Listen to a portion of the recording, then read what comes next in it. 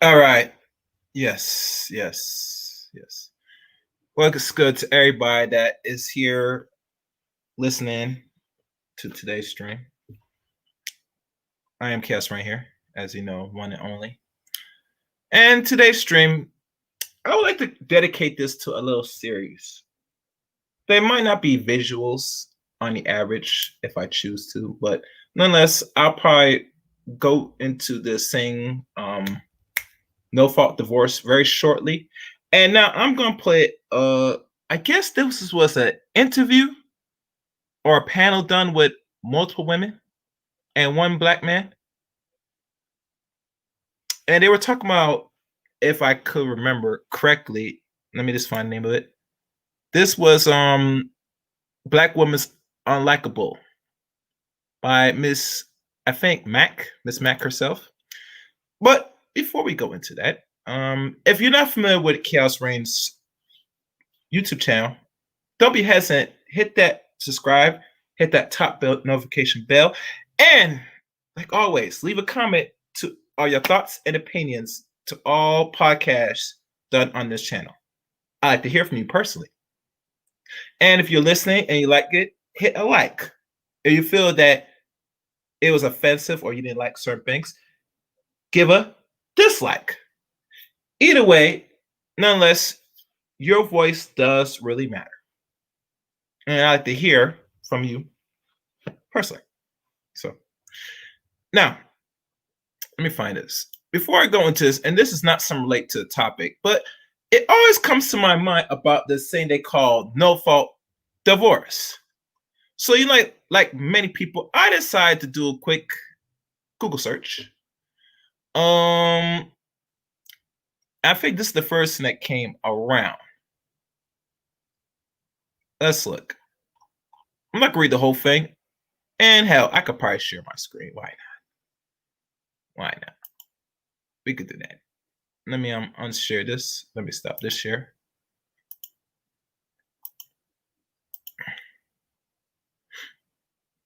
Okay, let me find it. No fault divorce. Okay. Let's see if it's shown up. You see here? Now, let's look into this, shall we? No fault divorce versus faulty divorce. You can get no fault divorce in any state, but you may want to understand the fault grounds of divorce as well. And one thing I'm more concerned about is this no fault divorce. No fault divorce. What is no fault divorce? If people are not familiar with it. Here, no fault divorce, it says here, divorce describes any divorce where the spouse asks for a divorce does not have to prove that other spouses did something wrong. All states allow no fault divorce.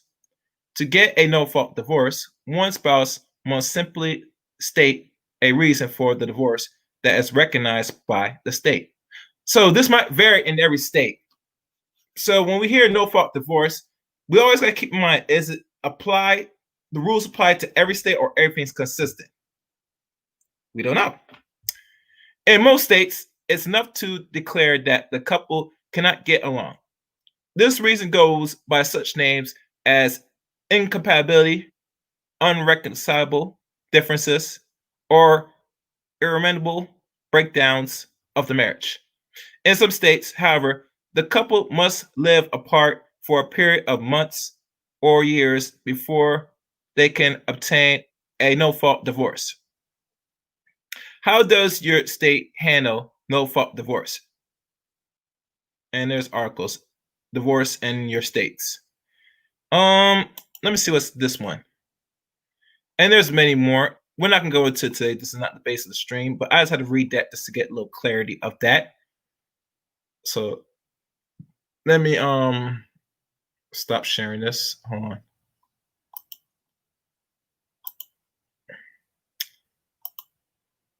And now let's go on to the subject at hand. Let me look on my other side because I'm going to be flipping back and forth to see what's going on. Okay. Well, looks all right. Make sure you hit the like if you're watching this video. Hold on. What's this? All right.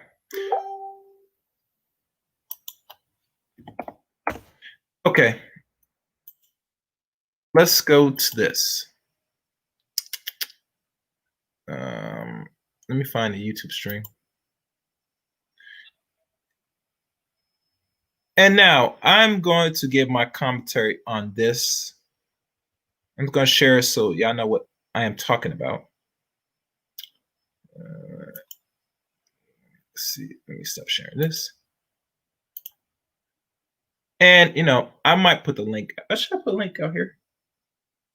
Uh, yeah, I could do that. I'll do that now. Yeah, why not? Oh,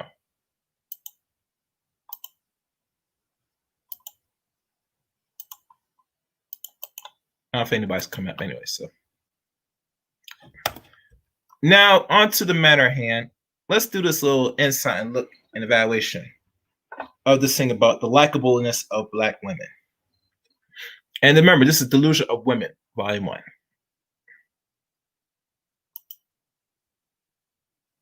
And to give us perspective on it, I'm joined by Professor Stacy Mitchell, Dr. Umar Johnson, Dream McClinton, and Nakia Fields. Hey, y'all. Hi. Hello. Let's start with the question that I always love to start with, and that is, why should Black people care about the likability of Black women? And anyone can go at any time. How about Nakia? Sure, I'd love to go first.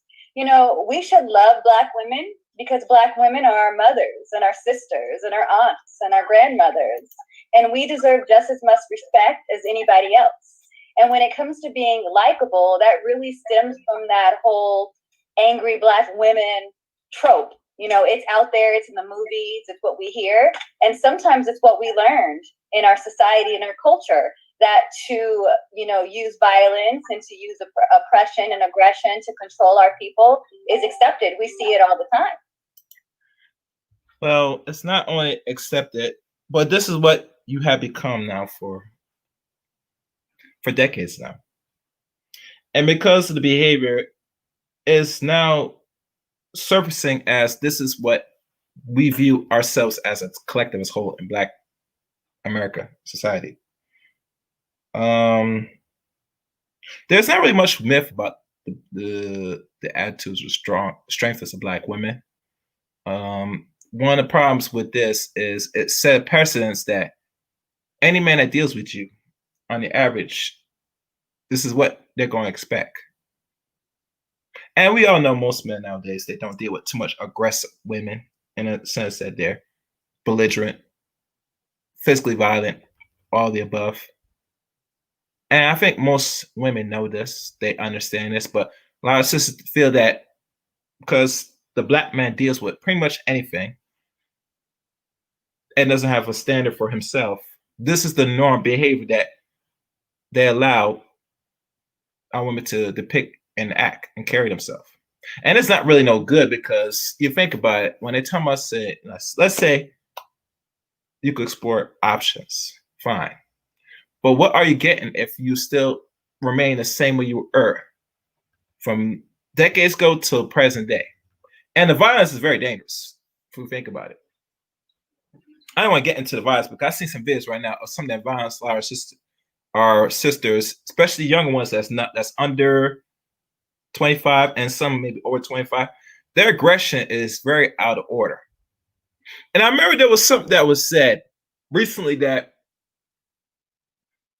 with the prison situation, because they lock up men and women, I will see, and they said this is already going on, but you're going to see very much an insurgence of a lot more Black women in prison, just as much as men. It's not going to be the same equal amount of numbers, but it's now going to be coming in the coming years to come. And the reason why, because their behavior is just as aggressive than some of the men in the community. Well, let's go on. Dream, why should Black people care about the likability of Black women?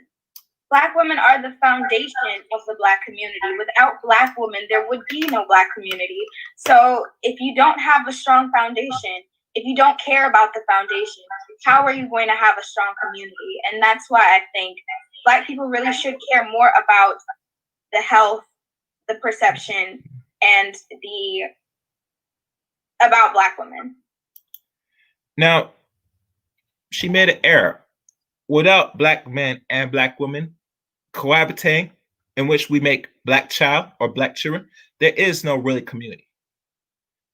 Now, I'm going to take a little neutral position because a lot of Black men and Black women today living in this system, they preach and promote individualism. And notice that you need one and the other half come together to create what we call a whole. So when I always hear that say, without black men, there's no black community. I hear black women, without no black men, there's black community. You are both wrong. It takes both of you to come together, collaborate or cohabitate to create one child, to create what we call a community and a set of people within that. But then again, you go back living in this Western hemisphere, you have to think in the individual mindset. And individualism does not get far or get anything done at all in a world or a collective that operates as a collective, operates in working with others. But here, they have psychologically entrained a good portion of the black community to operate as individuals.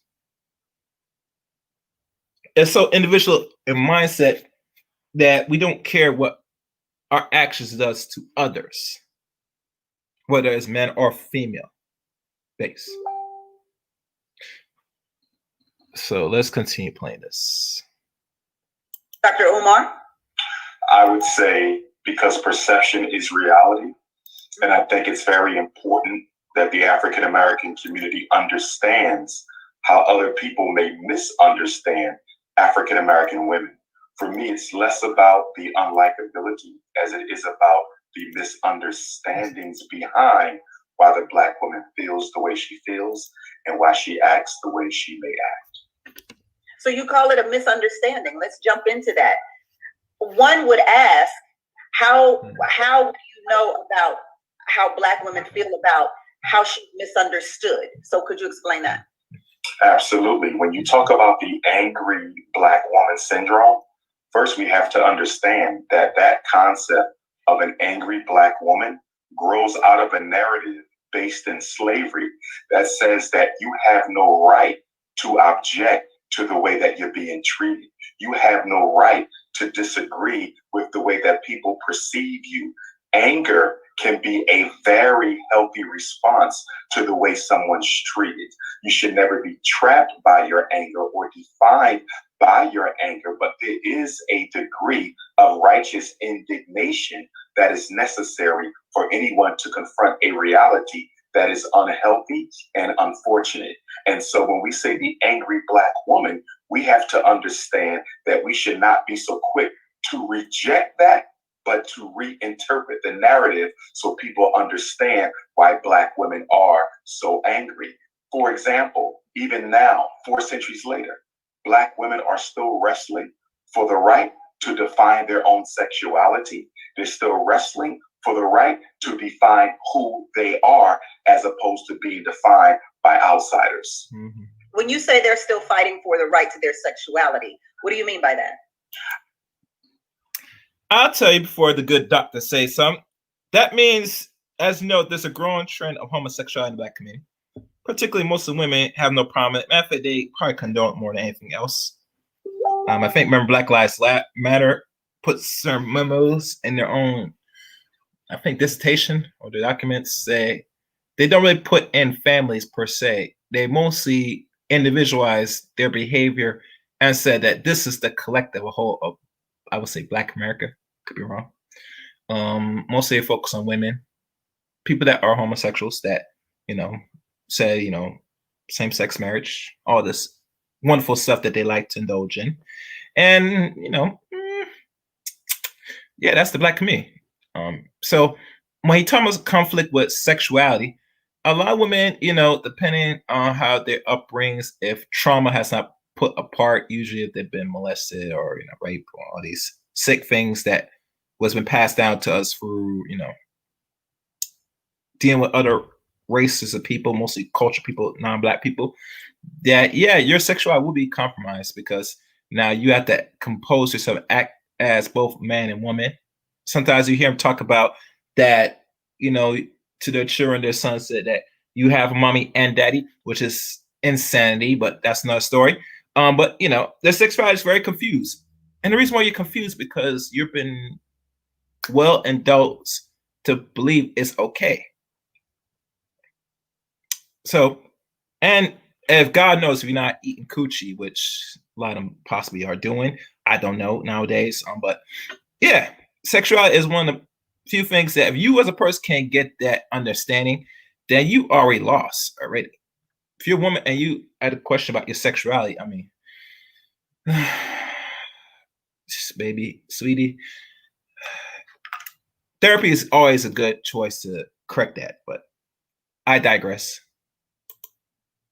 I mean specifically that Black women are the only group of women in American culture who are not allowed to consistently enjoy their femininity. In other words, if a white woman says, I need a husband to help me raise my children, that's normal and accepted. If a Chinese woman, if a Latino woman, if a East Indian woman, an Arabian woman says, I feel depressed, I'm lonely, I feel burned out, I'm having trouble taking care of my children, it's okay. It's part of being a woman. But if a Black woman says the same thing, she can be chided for doing so. The Black woman is expected to be strong all the time. She's expected to be invincible all the time. And to some degree, unfortunately, I think our sisters may go too far into endorsing that narrative to the point where it begins to work against them. For example, in therapy, I've had sisters tell me, I don't really feel comfortable discussing these problems with you. Not because you're a man, but because I've been raised to never expose my vulnerability. I've been raised to always turn to Jesus whenever I have a problem. I'm not supposed to admit that I'm hurting and need help. So Dr. Umar just talked about slavery and how that, how it inevitably affects how Black women are perceived today. I want to ask you, Stacey, how has slavery caused Black women to become victims of these stereotypes? Well, sadly, slavery and the images that come out of slavery created that gross narrative that we're now still talking about and grappling with, either as some sort of, motherly or mother or caretaker, or a childbearer, or the cook and the mammy, or a pickaninny or a Jezebel, like all of these very kind of singular ways of thinking. And so I think what everybody on the panel has already kind of brought up is that we are an array of identity, and what that flows from our sexuality to how we practice our religion and our spirituality, and we are not any of those single stories or single narratives or single stories as Adichie writes, right? So yeah, so those are ideas. So much of our society is still kind of locked into many practices that come from slavery, and especially in the way that they deal and interact with Black people. And so as Black women, you led with the quote, the most disrespected and unprotected woman in America, and you may even argue in the world. So the colonialism, slavery as a colonialism as a structure, Blackness and darkness shows up not only in the Black community, so to speak, but across communities, right? Where they place this lower value on what we know as Blackness, right? Let's talk about those stereotypes. Dream, what are stereotypes that have led Black women to being viewed in a negative light? There's the Jezebel, where she's overly sexualized. There's the mammy, where she has no sexualization. There are so many tropes of being angry, and it leads to us being villainized in a way that dehumanizes us and not only takes away from who we are as people and who we are as a community, but how we interact with one another and how we interact with the world as a whole. Right. And I was listening to her speak, and I was seeing on the internet how people want to be Black, like how they're putting lips in and booties in and darker skin and tanning. So when we talked about being likable, I was like, they like us. They like everything about us. What is unlikable about us? In particular. Nothing is unlikable. Nothing. It's just that when it's acting as us, when it's us modeling the behavior, we become the unlikable figures, because we stand at a crux of racism and sexism. And so it's just a double whammy of oppression and subjugation. Well, I think also that Black women and the Black community in general because we see it with brothers as well. We have to be very careful about thinking. Okay. Man, there was a lot been said. I missed a lot. The thing I would say this. The thing that is known that it goes back to the victimhood mentality when I'm witnessing and noticing here. And it's ironic, only one man of a panel of 4 women talking about the issues. And usually with this, any panel should balance with there's at least a set of 3 of 3. But like always, this is probably much a good look for Omar in regards to what he's trying to accomplish. So, he's going to pander a little bit to a lot of women, pander a little bit, which is nothing wrong because, you're trying to accomplish certain things like get to school and all that stuff. But none of the fact, he's going to give you an analysis from a clinical perspective of it. But it goes back to, again, that for most women, victimhood is not going to save you. And then you got to do something. You got to be proactive to fix what's in your problem. Besides every other woman. Every woman that's a sister is not going to be dealing with the same problems overall. Some don't even see that they have a problem. And how they treat themselves, how they conduct themselves in public, and how they treat the opposite sex. So let me hear Omar's response in this. People like us because they like certain aspects of your culture or your phenotype. Wanting a quote unquote black booty, or wanting black lips, or wanting to be in hip hop, or wanting to be an R&B singer is not the same as wanting to endure the responsibility of living in your political reality. As I always say, everyone wants to be black until it's time to fight racism. And everyone who we allow, quote unquote, to be black are often never around when it comes time to fight that racism. We want to. Oh, it's interesting he mentioned that about why would other non-black women take on certain features from big behinds, lips injections, Botox, etc., even the tanning of one's skin. It's simple because they're there to make money off your black ass. That's why. And it's not many non-black women that's going out the way to get a injection booty hole, a booty to get a large behind, and all these other silicone ejections into their body parts to make themselves look Barbie, or not look figure like. It only winds down to try to get a certain group of men. Now, mind you, certain celebrities do this to not attract the white or the European man of their counterparts, because the average European man, by default, as much times as I sister one here, they prefer women that are very much slim and slender, no greater than 130 pounds of average. And not only that, their women have to be very thin and fit and dainty. When you find any woman that goes out to get the surgeries, they're there to get that Negro money, that black community money. Because who's gonna really like this more? Mostly non-white males gonna like it, or mixed males like have black in them and all stuff. They'll gravitate to the super hourglass figure of a woman. Now, regardless of lips, yeah, they want the lips because lips are very voluptuous, and that's used to not only create a desire but erotic. That know the possibility when a man sees lips like that, what she could do when she's on her knees. These are things to fulfill fantasies of the male.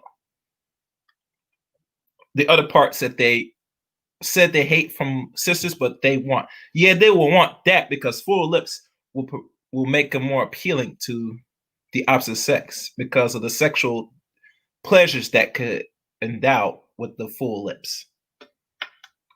So that is my statement on that. But let's go on.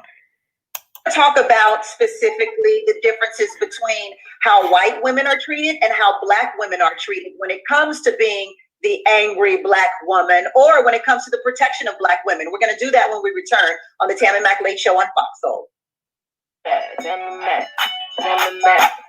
Welcome back to the Tammy Mac Late Show on Fox Soul. Tonight we're talking about the likability of black women. What is up? Why do people have a problem? Why they got a problem with us? We are the most maternal, endearing, generous people on the planet, y'all. If you want more of this content, all you have to do is log on to foxsoul.tv. You can also download our Fox Soul app. You can go to Fox Now, Fire TV, Tubi, Zumo, Roku. You can also hit us up on Apple TV. And right now we are live on the YouTube channel. So if you want to hit us up in the chat, we see you. You can talk to us. We'll talk back. And I do mean we will talk directly back to you. And also you can find us at caffeine.tv. So we were talking before the break. You know, it's interesting she mentioned Fox Soul. I did not know Fox got a soul portion in their network. That's what you could tell where, you know, they're trying to get that black revenue and get them eyeballs to watch more of Fox network by saying we're diversified. Look, we have black people. No, you don't. Which black people do you have talking about? What are they talking about? They're not talking about actual issues, like serious issues. And if they're talking about serious issues, I even had the question, why is it being played on this network? And you know, most all networks that is not controlled by non-black people are racist in nature. It's expected as part of the game. Can't knock it. Dr. Umar mentioned the sexuality of the black woman. And what it instantly made me think of, Dr. Umar, was Serena Williams. When she wore, I think it was like a cat suit for one of the tennis matches, and then they banned her from wearing cat suits. Whereas we know that would have never happened to a white woman. And then it made me think even further along when we talk about the things that Kim Kardashian wears and how it became all of a sudden the thing to have a big booty once Kim Kardashian had one and made it popular with the world. Even when we talk about hair, Bo Derek, back in, I think it maybe was the 80s, maybe even 70s, she did a movie called 10, and she wore her French braids to the back, or her hair was cornrowed to the back, and all of a sudden it became popular for women to have their hair cornrowed who were not black women. And then I think about when you call us angry.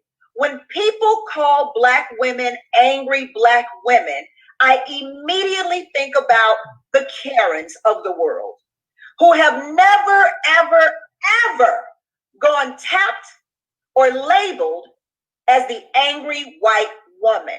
Why is that? Let's go, Stacy. Well, as you know, this is a non-black country, last time I checked. So in regards to other groups of women, particularly European women, Caucasian women, yeah, they will have a fit, like always, because it's an entitlement. Hell, no one else want to be called what they call a Karen for every behavior they do. I mean, I don't even know where this word Karen come from now that I think about it. I heard from other content creators that it came from European men. Okay, that could be the truth, maybe. But nonetheless, they had to give a label for your behavior.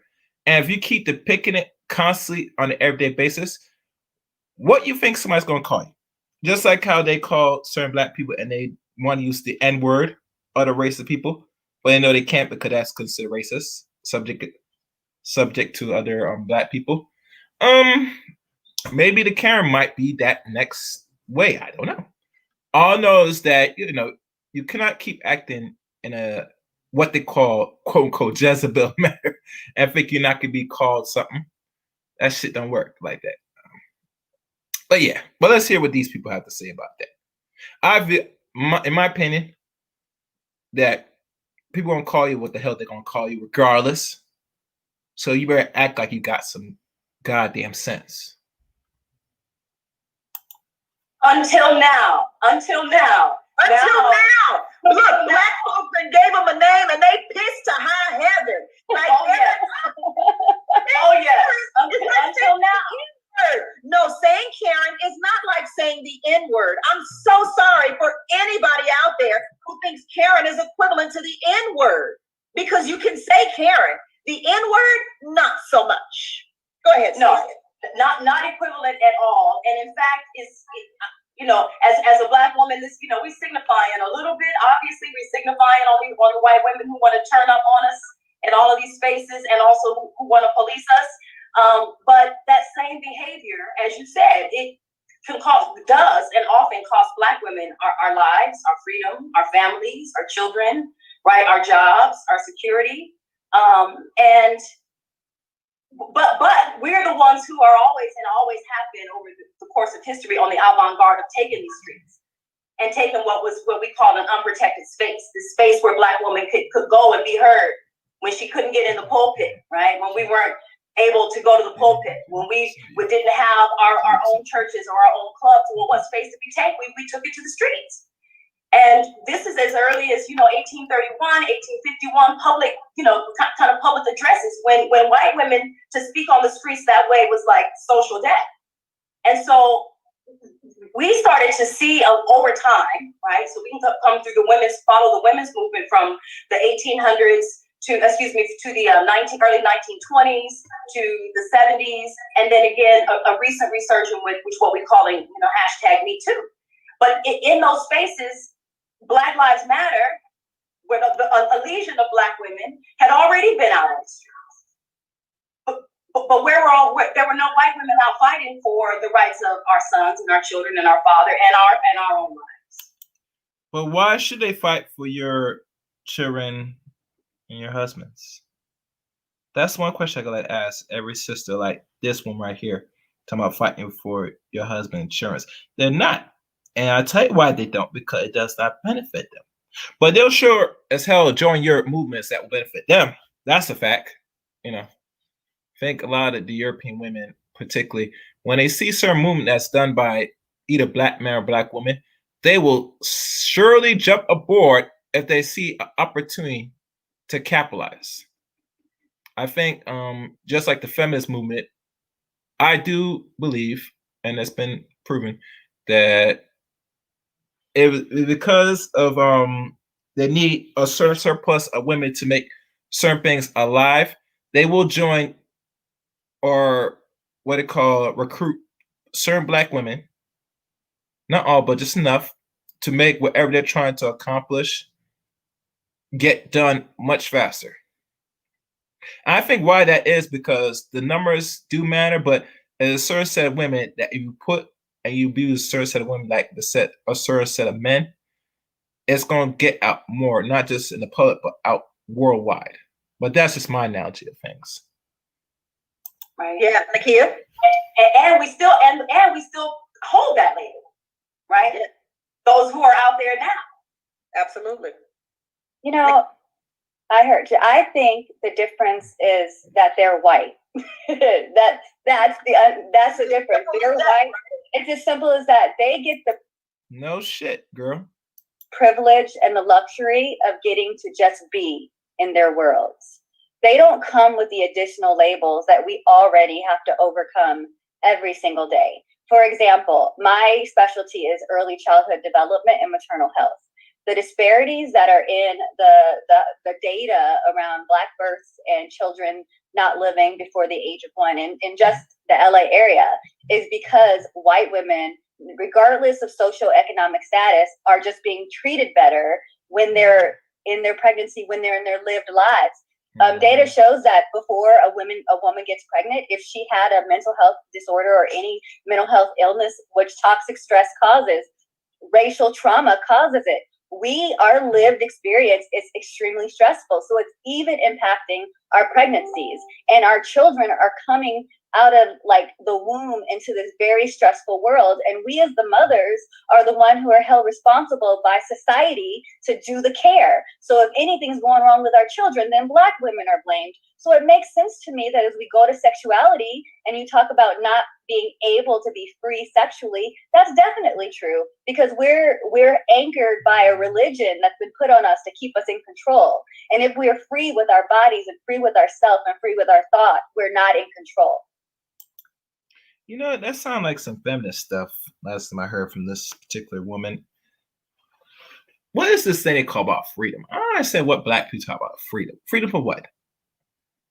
You know, it's amazing how we have this concept or this notion of we're free. But last time I checked, people that are actually free, they actually put in actual work. We're at a point where they're actually really, really free. That's my check.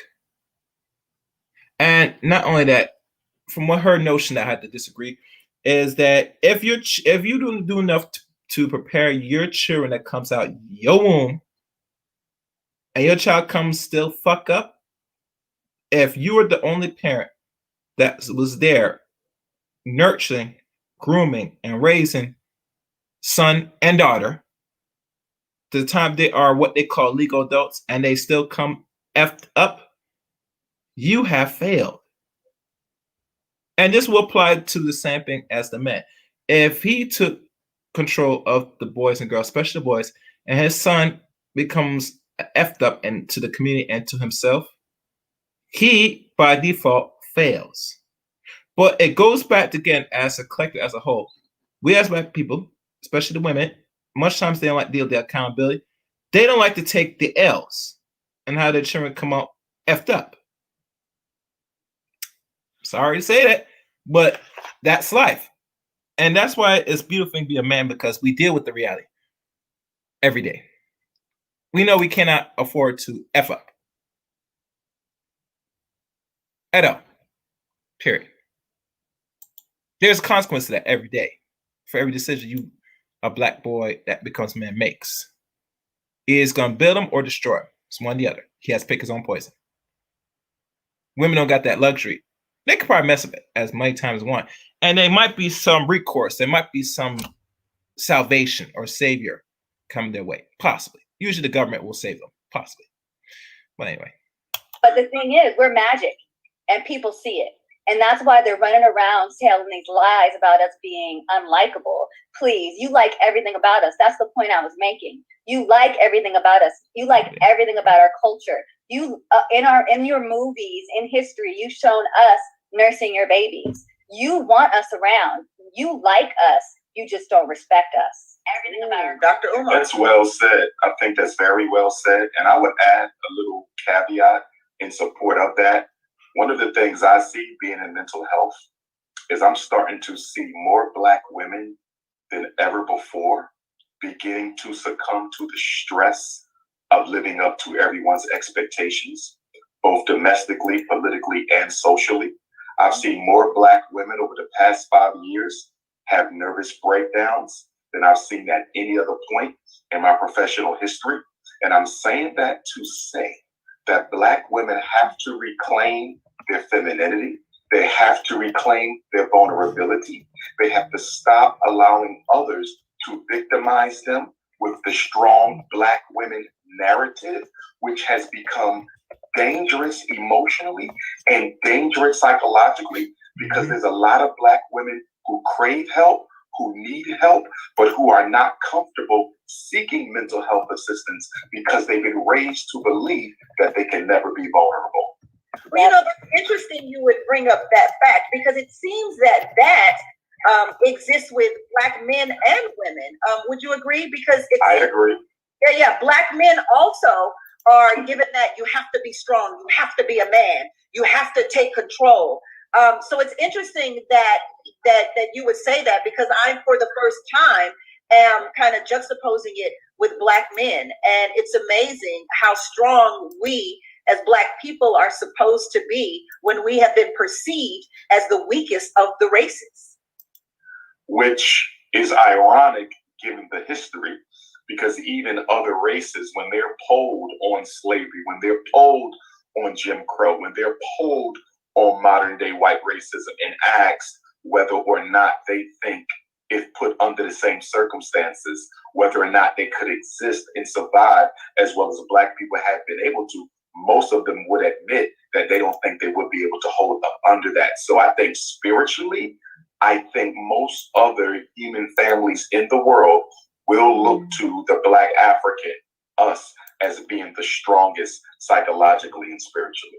Wow, we're going to go to our soulmates here because we got a couple of people weighing in. RJ Renee says they want to be us but don't respect us. The same thing you said, Nakia. They want to be us but they don't want to respect us. Since I brought up Serena Williams, I want to go a little bit more into her.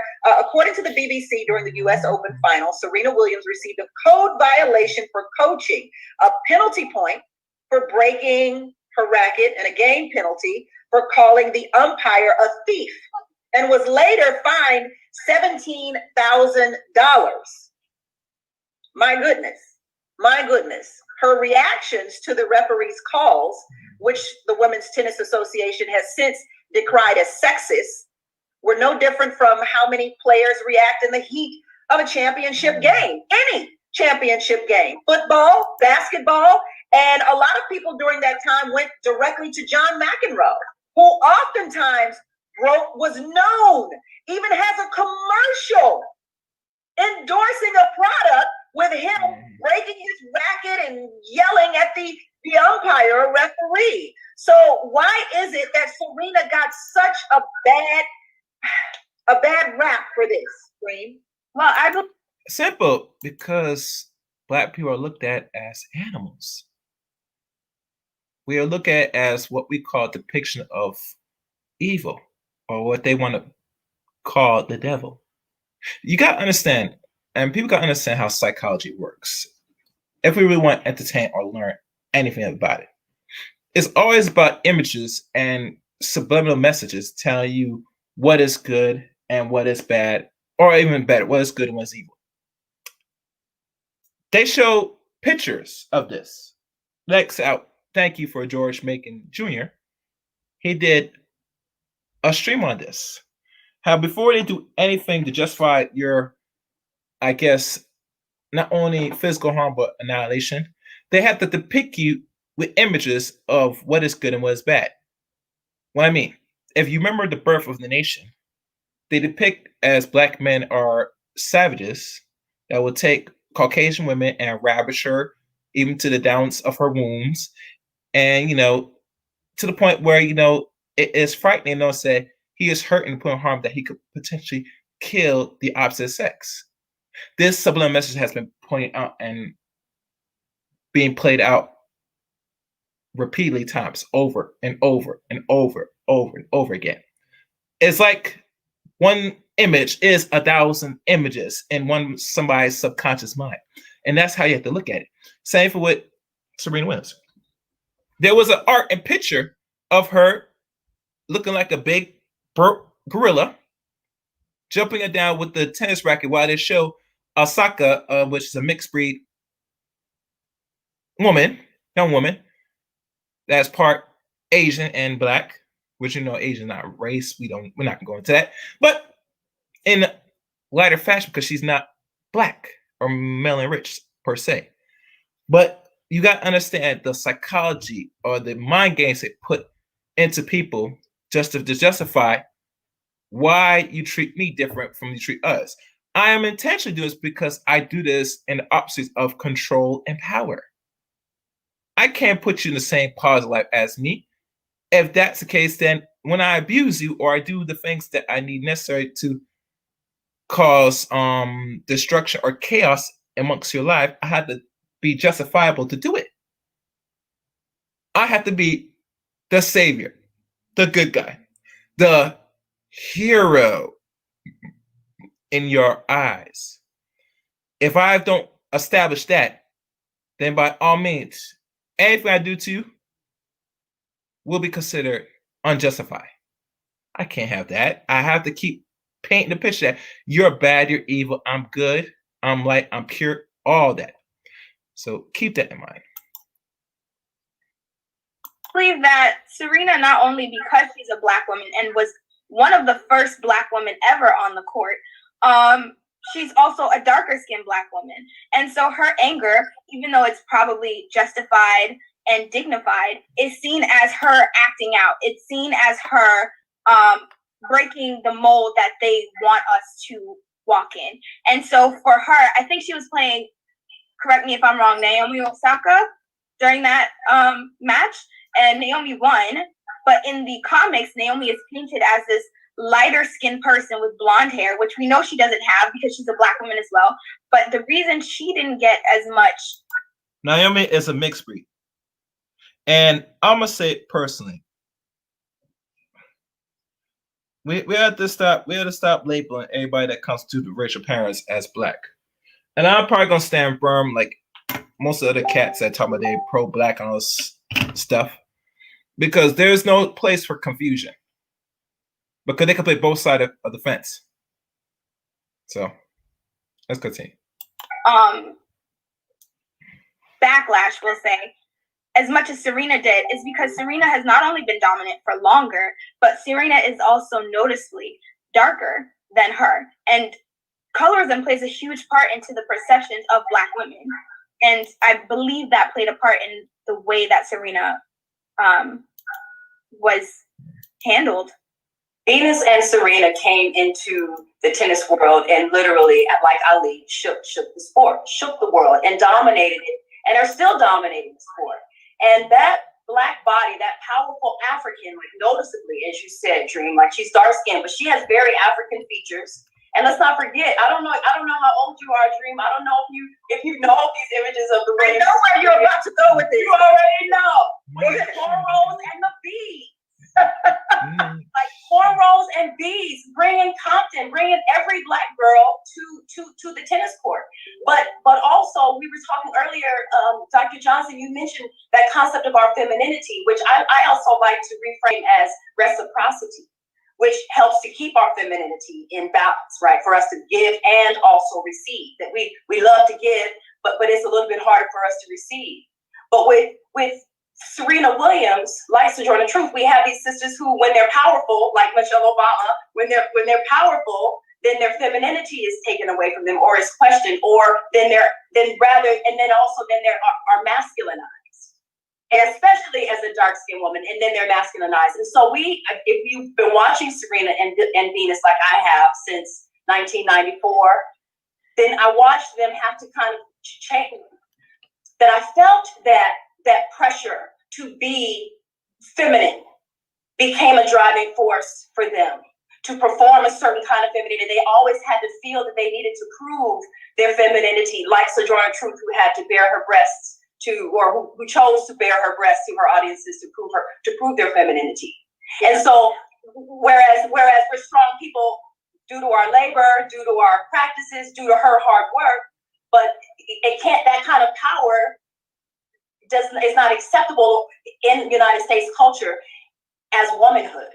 And it's interesting that you bring up the cornrows and the beads, because I don't know if you remember this, Stacey, but they were penalized for wearing the beads in their braid for several of those tennis matches, and then eventually had to take out the beads because they would penalize them if the beads fell. They would say it was a delay of the game. Right.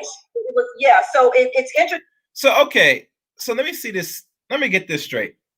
You're concerned that if this Mr. Charlie Tully said, yo, listen, take them braids off or we're going to not even let you play. Matter of fact, we won't start this match. You're going to do it? I tell you, we are a different breed of generation than the few last generation. What I mean by this, people that are born in the early 20th century, they know what they have to do to get where they need to be.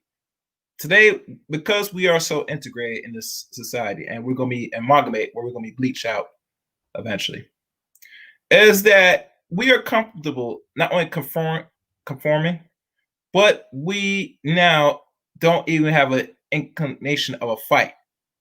If these were like the old-fashioned Black women this will not be a problem today.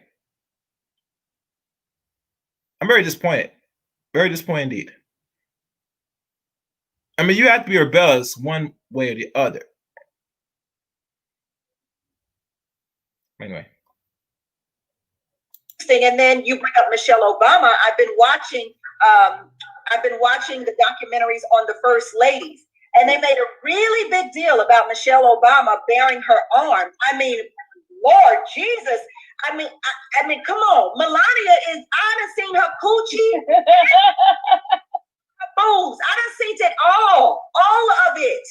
And but on a less provocative measure, they showed people like Jacqueline Onassis wearing sleeveless dresses and sleeveless shirts, where everyone thought, because of how docile the white woman is and how beautiful the white woman is, and it's as if she's floating on air, no one ever thought it to be a problem until a Black woman decided to bare her arms. We're going to keep talking about Black women and the perception and how America treats Black women when we return on the Tammy McLake Show on Fox Soul. Welcome back to the Tammy McLake Show on Fox Soul. And how we're depicted in film, America treats Black women when we return on the Tammy McLake Show on Fox Soul. So, and we thank our guests today.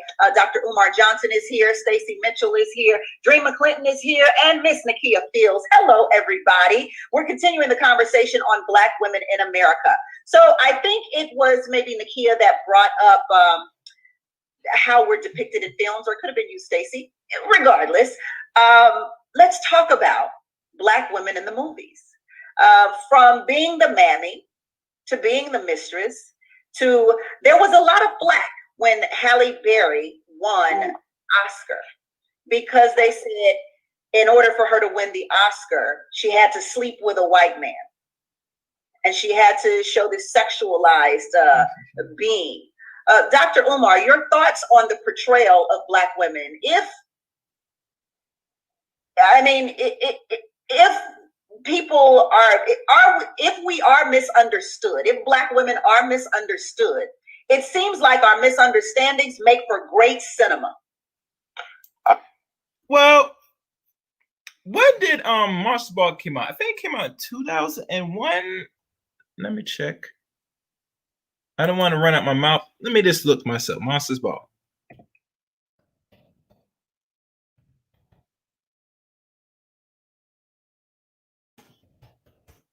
Okay. Yes, it did. Okay, I'm right. Monster Ball was released in 2001. This is roughly now 19 years ago this movie came out. And that same year, depending when this movie was released, when was it released? I think it was released. Oh, release date 2002. It was made.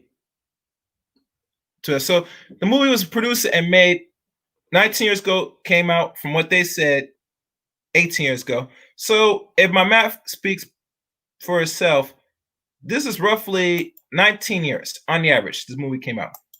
And during almost a generation of this movie, Halle Berry was in her mid-30s. And for her mid-30s, she eventually now won her Oscar.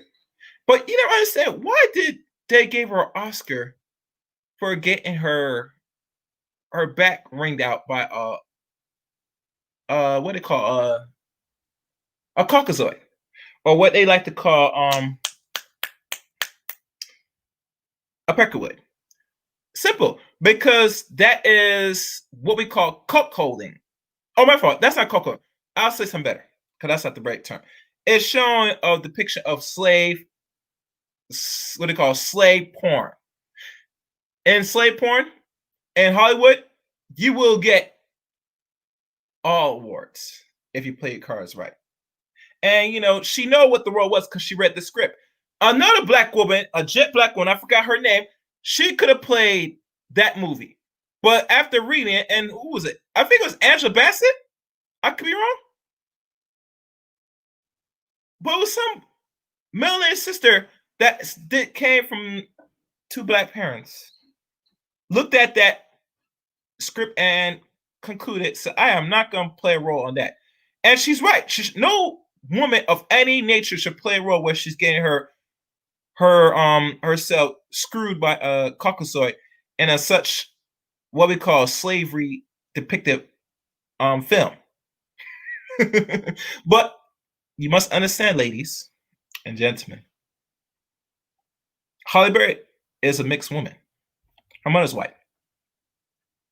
And normally people that are mixed, they're more accepted to take certain roles like this. I'm not saying a woman that is actually black or, from two black parents won't do the same role, but there's a certain vibration, certain energy that goes into these films. And a lot of women, just like, Halle Berry, because she's not really fully black, she's part black, part, she don't have no really connection to that. So she don't really see that of a problem, her having sex with white men, because, she's part white. So doing it was really like a icing on the cake. So when we look at the image of black women, we always got to be mindful and cautious that all black women are the same, but you have to always question what type of black woman are we seeing. But, we're not going to that. Let's hear Dr. Omar's response to this. I would agree with that. And I think there's a larger question there that black women have to ask amongst the queendom. And I think it's something that black America has to ask. Omar, my brother, there's no such thing as a queendom here, unfortunately. If there's a queendom here in America, it's a fucking ratchet queendom. I tell you that right now. Shit. I didn't want to get into that, man. Let me just go on. Amongst itself as well. And that is it acceptable for me as a representation of my community, whether I like it or not, to cater to stereotypes that have long restricted the opportunities of black women if it is being done to advance my own career? Because one of the things that you constantly see, men and women, but of course we're talking about our sisters, is celebrities voluntarily participating in these stereotypical roles, which uphold age-old negative beliefs about black women in order to advance their career. When do we stop doing so? Because even when you come over to black media. Never, my good Dr. Johnson, never.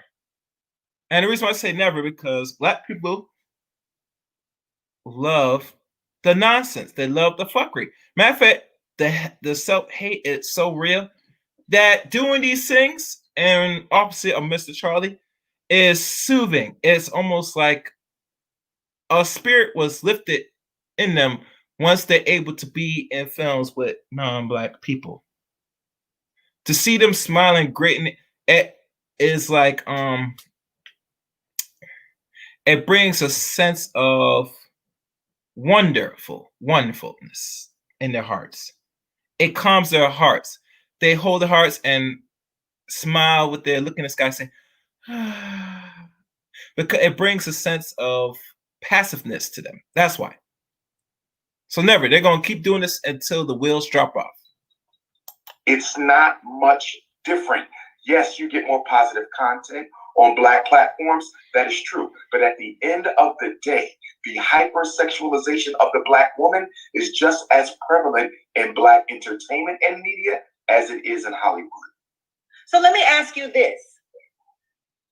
Let's say I'm an actress and I take a few roles that are stereotypical roles because I'm early in my career.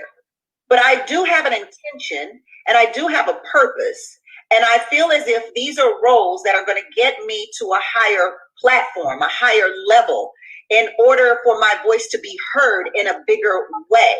What are your thoughts on that? I would then ask, how often have we seen that narrative play out? Because what we know does exist in Hollywood, male or female, is something known as typecasting, where when you play a particular role very, very well, you will get locked into that type of a role. A male example would be like a Bo Keem Woodbine, who played the thug and the gangster so well that when he tried to play roles that were not thugs and gangsters, it was hard for him to find them. Or comedians who make people laugh so well that when they want to cross over to drama, it's difficult for them to do so. So when Black women cater to the stereotype too well, sometimes they can be typecast, and it becomes difficult for them to make that bridge over to more respectable roles. Do you think it plays differently when you're in a production that is written, directed, and produced by a Black person? I think that the dynamic may be somewhat different, but the outcome is always the same. And so then that leads to that other question as well. And that is, when do we as a people start taking control of our public narrative? Because I will say this, we are the only people in human history. This goes for the brothers as well as the sisters. We're the only people in human history who actually participated in the extermination of their own public image. That cannot be said for any other people in the world, to participate in the undoing. Okay. You just blew my mind. What the fuck you mean he blow your fucking mind? That's what you see. That's going. See this? See that shit right there? It would obviously blow your mind because it should have gone over your head. Because you don't see the end game. See, the problem with, in regards to relationships and separation of sex, men and women, that you do need men around you that is dealing with the logic, ladies. Because now a man like Omar Johnson is saying the same thing, particularly that any Black man will probably present it to you in the same manner. Might not articulate the way how you want to understand it or how you want to hear about it, but nonetheless, the results are the same.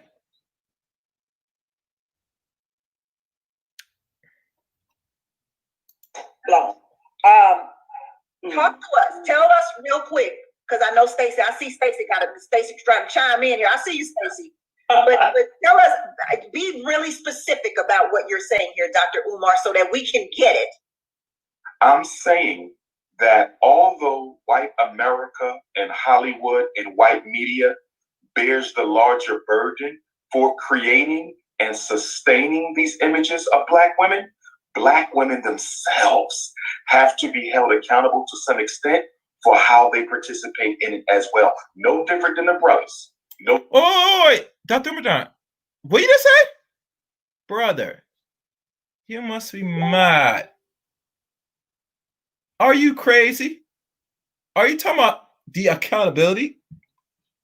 Now, I'm not sure the good doctor has been drinking too much of the what they call the dinner, what do you call it? That restaurant that a bunch of run, the Drop Squad Kitchen. I mean, I've been drinking that Moogie Doogie drinking because it's going to head. You saying that our sisters, Black women, should hold accountability?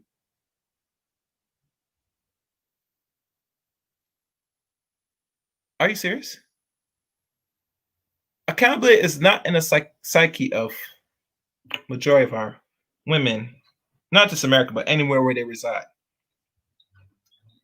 And I respect you, Dr. Moore. But when you talk about accountability, you should not really reference that out of your mind, bro. I mean, that's not gonna happen. That's not happening anytime soon. Because at the end of the day, we as men, we're gonna be accountable regardless. Now, a lot of women don't see that way, but the system and the environment that Black men are in are gonna be accountable, one way or the other, and they're not gonna escape it. Sorry. Anyway, let's continue. Different than the brothers. It's not a double standard. But when I look at these reality shows, oh, there's double standard in regards to accountability. Sorry, they women don't see accountability, so I'm gonna have to address you on that, brother. These reality shows in this generation has done more to undo the Black woman's recreating of her own public narrative than any other thing I've seen. Every stereotype is played up, and what makes it so much worse is that these reality shows are often believed to be real. They're often believed to be true. So people are once again buying into images that we haven't seen for over 100 years. The reality show is the number one weapon to destroy the image of the Black woman in 21st century America. Stacey, I want to go on to this reality show thing because every time Yes, that is right, Amar. The reality TV show that you watching today is designed to destroy the typical sister even more if they're not already destroyed already. See, one thing when you have fire, the only thing you could do to make fire grow and rise, you add more fuel to that bad boy. And a lot of Black women today don't understand that you're adding more to the fire when you participate in, these reality or so-called reality TV shows, which are somewhat script, but nonetheless is depicting fuckery, nonetheless. But you are participating in your greater demise. I hear someone say how horrible these reality shows are portraying Black women, I oftentimes come back with, have you seen the white reality shows? Right. They're just as ghetto. The problem is, Miss Mac, they're ghetto, but the problem is when Europeans are ghetto, it is not seen as evil. So, my dear sister, I'm sorry, we cannot put them in the same boat because they are the depiction of good, purity, God. When you're put in cinematic images or medias that we do not control, you are looked at as evil, disgusting, ugly, as the devil. That is the difference. That is the difference. It will not escape in our reality. Hell, maybe not in our lifetime if everything goes well. That's why you could see them do the same ratchet stuff. And so why they not? Of course they can promote it. And I guarantee, let me tell y'all a secret. They could put that on T right now. But Black people, when they look at it, it's not no problem. I guarantee that. Other European people watch it and they might find a problem, but it don't seem like it's like a movement because they said, well, it's our people, so we expect it to a degree. But we're not gonna say that we are evil and we're demonizing it because we leave that for you, Negroes. When I depict evil and bad, they're gonna keep the image of what is bad, evil when they see a Black image, a Black face on the average. I must say, so what's the difference? What's the difference in the Housewives of Atlanta, which is an all-Black cast, and then the Housewives of, I don't know if it's Orange County, the ones with the oranges, the Orange County, which is the all-white cast. What's the difference? I mean, Let me lead, Stacey, let me lead. Okay, go ahead. We all want to talk. We are about Let me just say this one thing really, really quick. Go ahead. I have to as a psychologist. The difference is you don't only see the white woman as a sexual being. You don't only see the white woman as a masculinized female. You see the white woman as the vulnerable mother. You see the white woman as the young professional. You see the white woman as the Supreme Court justice. You see the white woman in the full arsenal of all the different roles that she plays in society. Black women don't get that chance. You do not see Black women occupying all of the diverse roles that exist for a woman. And that's why it's so dangerous, because we're limited, whereas the white woman is not. Is that the fault of Black women, or is that the fault of Hollywood? Is that the fault of us saying, okay, Black women are like, this is a role, this I have to eat, I have to get paid, versus, okay, this, I feel like you're putting so much on Black women and the appearances of Black women versus what they're actually giving out. I think that's unfair, and I think that's a trap that anybody can fall into. But life is unfair. You see, let me tell you something, ladies. This is why, as men, we understand the forest from the trees. When I hear y'all talk about saying, it's not fair, life is unfair. Why? Because you gotta grow the fuck up. The world is not a fucking nice place. Either you be the hunter or you be hunted. That's how this thing works.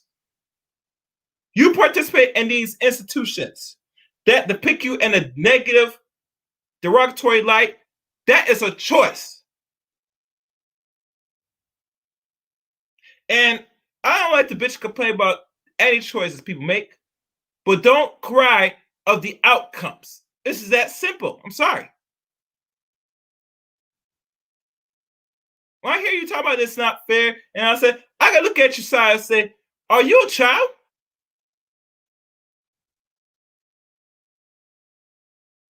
Your mama didn't give you anything that you want? Hell, your father was not in your life or not? Sometimes I think most of y'all women don't got enough discipline in your households, man. When y'all growing up. When I hear this, y'all open your mouth talking about this, it's not fucking fair. It's disgusting. It's repulsive to hear grown adults talking about it's not fair. It's like remind me of a young girl or a young boy that's a certain age and they complain about they didn't get what they want and they say things not fair. That's why you keep losing every time. God damn it.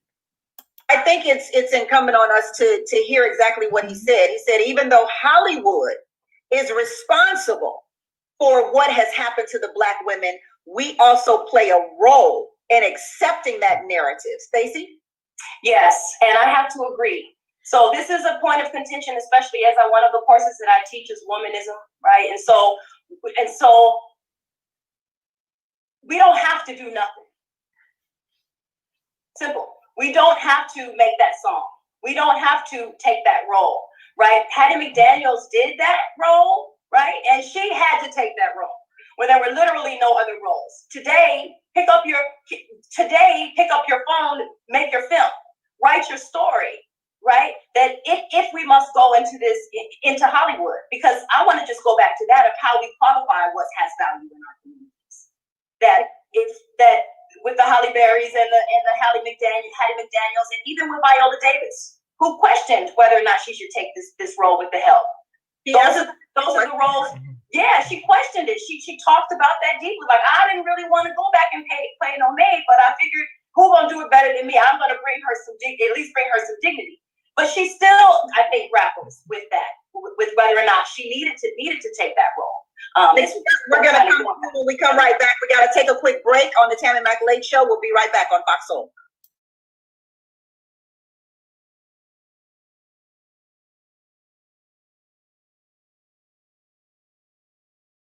They said, oh, they like us, they love everything about us. They just don't respect us. And we're now talking about the portrayal of Black women in movies. It seems that when white women roll their eyes and snap their necks, they're scolded for trying to act Black. But then the idea of imitating a Black woman is oftentimes seen as ghetto. And also the thought of putting a Black woman in a movie or in a television show is often the ghetto girl, the crackhead. I have to say, I really have to speak to today's directors and producers who are Black. It definitely is changing as we go. It is definitely, without a doubt, changing the role of the Black woman in cinema. But Nakia, we were talking. That's a false and that's an error. And I'm going to tell you why it's not changing. You know why I think it's not changing for people that's in film, creating certain media outlets like that in America? Is because we are not taking our own small little pennies and creating our own version of what we want to call Hollywood, or I like to call Blackhood, whatever you want to call that nonsense. I just give it a little nice little niggerish name. You gotta understand, the people that really put out the media is because they have the certain outlets to put out the movies and still get their incomes from the movies and the intellectual property they create. Not enough of us Black people in America are doing that. And that is slowly have to change. And from what I'm hearing, it's not probably changing fast enough than what I'm expecting. But there are little snippets of some people that is using other outlets like YouTube and all other media outlets to put out these little small short films in their image and likes. And we need to start doing that more. Baby steps, people. I'd rather y'all go big, but because we're dealing with the image of Black people and the pressures of how image is important, we have to make the conscious decision. What image do you want to see yourself in? Do you want to see yourself in a negative light that is already depicted right as you evil, this, no good, ugly, etc., or something that positive, like heroes? You know, what they call romantics, things that is make up. But you want to reverse the imagery of what you view yourself as lesser than to see the proper outcomes through Black people. not only America but also globally. About Viola Davis and how she won an Oscar and then later regretted even taking the role. And my thought was, well, she took the role, then she won the Oscar, then she regretted it. Well, privilege allows regret, doesn't it? So that's what she did. She arrived into her Oscar, and she arrived into her level where she could speak and she could say, and she could look back on how she got there and say, maybe I wish I wouldn't have got here this way. But when it's the only opportunity available to you, you take it. If it's a way you're going to feed your children, you take it. Like Dream was saying, I'm more so feeling what you were saying, because, I'm tired of people policing Black women's behavior, policing our behavior, like I mentioned, in the hospitals. When we bring our kids to our schools, we're watched every kind of way. Our kids got a toy gun in the background at a virtual school. He now labeled for life that he had a gun in school. This is our families because of the fact that we are Black, because we got 400 plus years of people oppressing us and not giving us the right to express our emotions and be who we're supposed to be and be present. These white women have the ability to go to yoga classes and relax and relate and release. And we don't. We go there and we breathe for that moment, and then we go back to the reality, this lived experience of danger, of trauma. I'm watching the news. I'm on social media within these past 7-8 months. I don't know how long the pandemic has been going on, but I've been able to see social media and the news and the way they're reporting everything that's happening. And guess what? Black Lives Matter are looters. The mothers of Black Lives Matter looters are Black women. The sisters are Black women. Black women don't have privilege anywhere, and we don't have privilege in Hollywood, let alone anywhere else, not in our hospitals, not in our social services systems. When we interact with social workers, even if they're Black, if we don't do everything right, the way that they think we're supposed to be behaving, then our children can be removed. And that's families separated. That's generations disrupted. This is what we're living with, let alone what we're wearing on TV, showing our booty and twerking. This is how we make money. This is how influencers make money. Sure, we should be held accountable, but we are not even there. That's a privilege to hold ourselves accountable. It's a privilege to be insightful and aware enough to know that we can have a choice. That's not where we are. We are impacted by the world we are living in, and we are struggling to survive. And we're putting on a front that we are magic because we see our magic because we survived through another day. And we are tired of it. We are tired of being gaslit and said we can do better. We've been doing the best we can and we've survived. So that's the best we can do. I would push back, and I agree with what the sister said wholeheartedly. I would push back only on one aspect to say this. We spend as a people, and this is largely our sisters, $30 billion on beauty products. That's everything from the hair to the shape. Oh no, Dr. Omar, you have made a great error. There's one thing in the Chaos Bible. Thou shalt not talk about the Black woman's hair and think something will happen to your ass. Do not do it, bro. Don't do it. Wait, I have somebody on the panel. Hello? Yeah, what's up, man? Oh, what's good, Mary? Okay, Mary, your mama is, I don't know what that you broke down there, man. That's your mama slayer. You know what I'm saying? Oh God, bro. You fuck me. Never ends. What's good?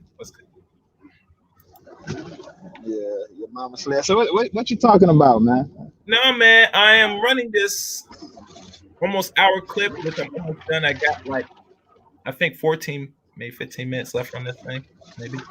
But it is. Huh? Well, I see you have it titled "Delusion of Black Women," right?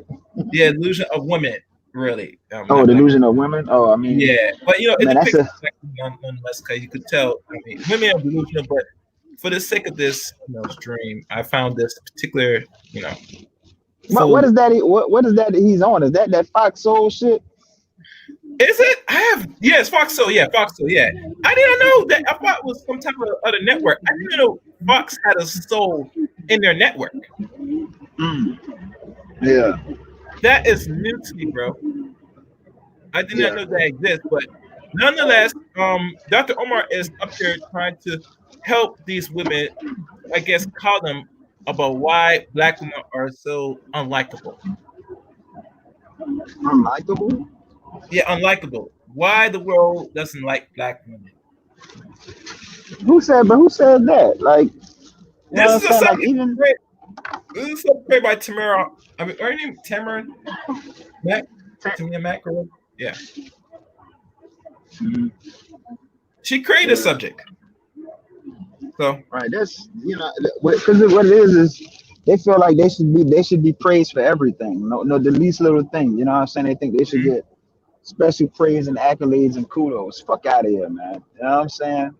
You're doing basic stuff that you should be doing anyway. So you know what I'm saying? This thing where we have to constantly be in stroke the ego of the black woman mode. You know what I'm saying?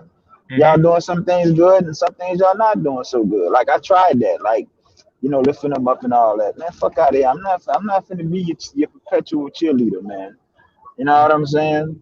Like Mhm. there's a lot to be left desired. Y'all all this we killing it and all that. How y'all killing it? But your group is y'all on a trajectory to be at 0% wealth in the next 30 years. 39 years at least. You know what 30. I'm saying? You're on a trajectory to be. They only doing better than this particular segment of black male. You know what I'm saying? The Taz Comey type black male, the little dusty one who was engaged in criminality as when they were young. They done Mhm. got a felony. Now they can't get viable employment. That's who the only ones y'all doing better than, man. But it just so happens that those the ones you fucking like. Mhm. You know what I'm saying? So, but in terms of thinking about it as a group dynamic, you're not doing better than Mexican women. You're not doing better than white women. You're not doing better than Asian women. So just stop it. You know what I mean? And Mhm. the thing is, why is that good? Why is that good enough for y'all? Why is it good enough to just to be right above black men? That's all they care about is to be above black men. You know Mhm. what I'm saying? Like nothing else matters for them. So long as they can weaponize or deploy the fact that they're perceived to be in a better position than black men socioeconomically, they're happy with that. They're fine with that. Mhm. But then they turn right around and talk about patriarchy. That's not even your fight. If you've always had to be strong and independent, why the fuck you talking about patriarchy then? You ain't Uh, that's never been your issue. So why you talking about it? You mhm. know what I'm saying? No, man. You're acting and you're operating as mammies for white supremacy in the global chess game of power and dominance.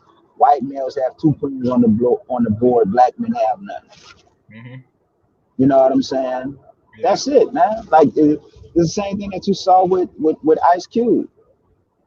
You know what I'm saying? It's the same thing you saw with Ice Cube when Ice Cube showed some initiative as a man to try and Mhm. deal with the collective plight of black people. Mhm. That was an issue. He met a lot of headwind from it, and the lion's share of that headwind that he met came from this same American black woman who will turn around and tell you how loyal they are. You know what Mhm. I'm saying? This is why I tell you about with these weak ass black men, because as a group, the niggas are not patriarchal. You know what I'm saying? They're not patriarchal as a group, man. What it Mhm. is, they want the benefits of patriarchy, but they don't want none of the responsibility or the duties. Yeah. You see? And Yeah. as a group of women who are matriarchal, they want the privilege and the benefits of patriarchy, but without having to live up to any of the standards and the requisites that women are supposed to live up to under that. But then they turn around and call themselves the most goddamn loyal. That's what I'm talking about. When you're dealing with this black male, when you're dealing with this black female, you're dealing with children. They operate and think like children. And as I've said before, when you Mhm. look at this gender war and everything they're talking about, all it shows is that you're dealing with a group of people who have not had the responsibility of legislating power. Mhm. That's where the rubber meets the road at. That's where the rubber meets the road. You see, they have not had the legislate power. Yeah. And that's how they operate and they behave and their rhetoric and every goddamn thing else. You see? So Mhm. Hollywood, like we don't have time to be sitting here wondering why you because you want your ego stroked as a woman. But Mhm. then when you look at uh, the the literacy rate of their sons, It's in the damn toilet. Mm-hmm. You know what I'm saying? But of course, they'll ignore the fact that they're not instilling this sense of greatness in their sons. And Mm-hmm. they'll want to deflect to the men, to the father. Where the fathers and all this old stupid shit. Mm-hmm. You know what I'm saying? When a lot of times uh, it's these mothers that stamp out that innate warrior sense and greatness that's already inherent in the male child because they have an aversion to that, particularly as it comes from black men. They Mm-hmm. have an aversion for it. Even when you look at like these great rulers and conquerors of the past, like Alexander the Greek. Alexander the Greek, it was his mother shaped and molded him to be who he was. His mother did that. His mother instilled that in him. His mother was the one who helped plot his rise to the top because she understood that she could run the kingdom through her son.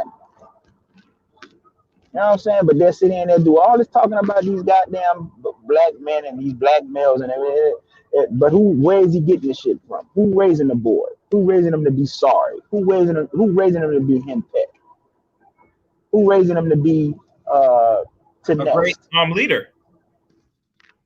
Yeah. You see what I'm saying? Yeah. Yeah, so yeah, like look into that with Alexander the Great. That was his mother that was behind that. She put that mentality in him. Mm. You know what I'm saying? She put You that in say, him. so, Mary, let me get this straight.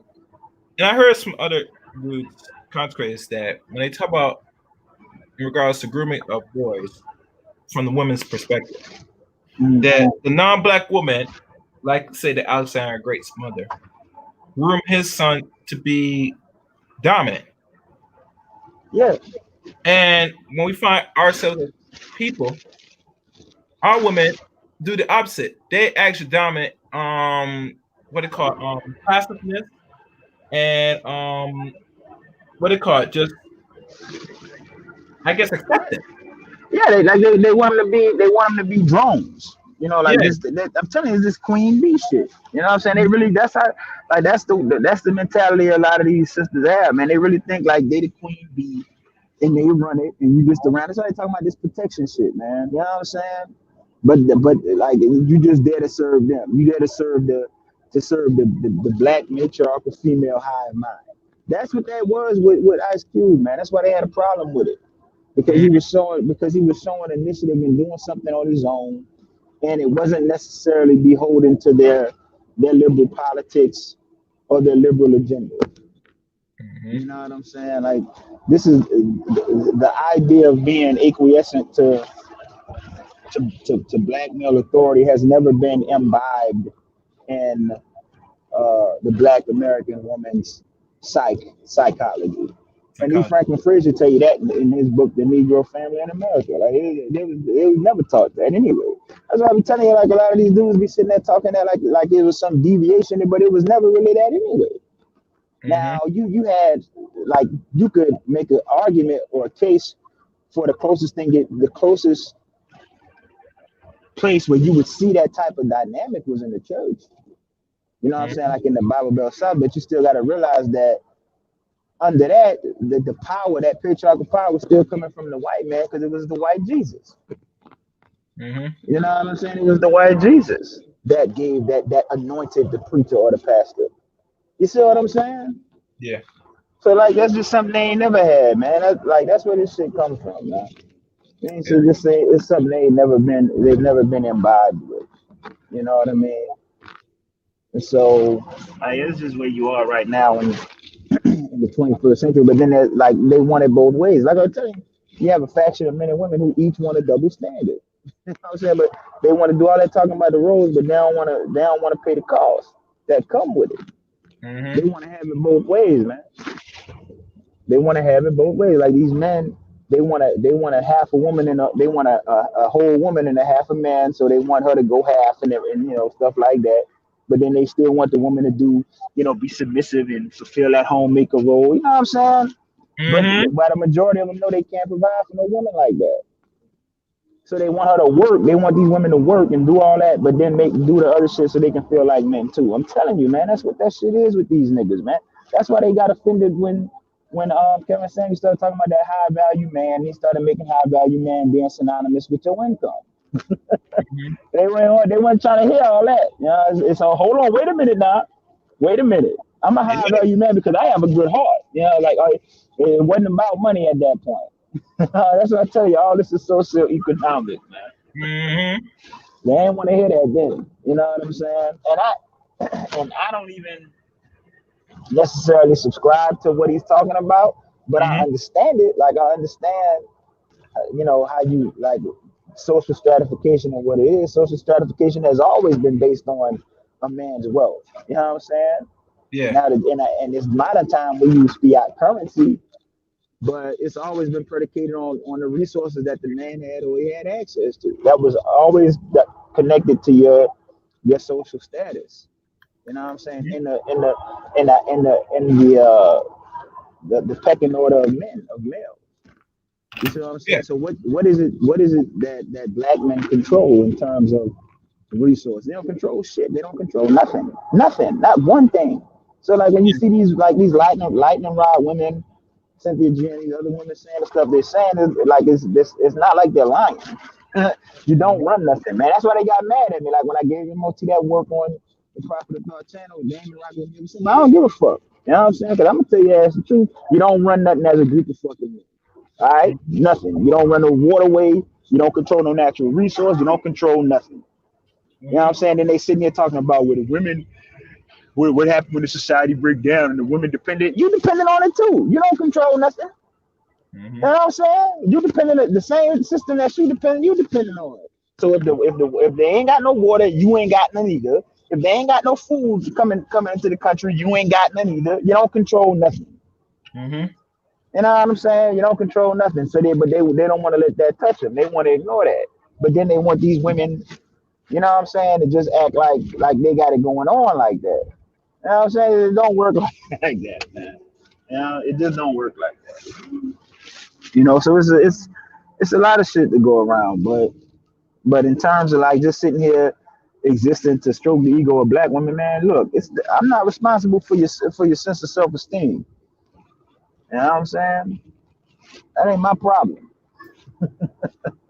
Yeah. Yeah. It ain't my problem if you feel good about yourself or not, man. You know what I'm saying? That ain't Yeah. got nothing to do. That ain't got nothing to do with me, or it don't amount to a hill of beans in terms of what I'm concerned with. Mhm. Yeah, and that's what you got. Yeah, a lot of people speaking for like a collective group. Speak for yourself, man. Mhm. You know what I'm saying? Speak for yourself.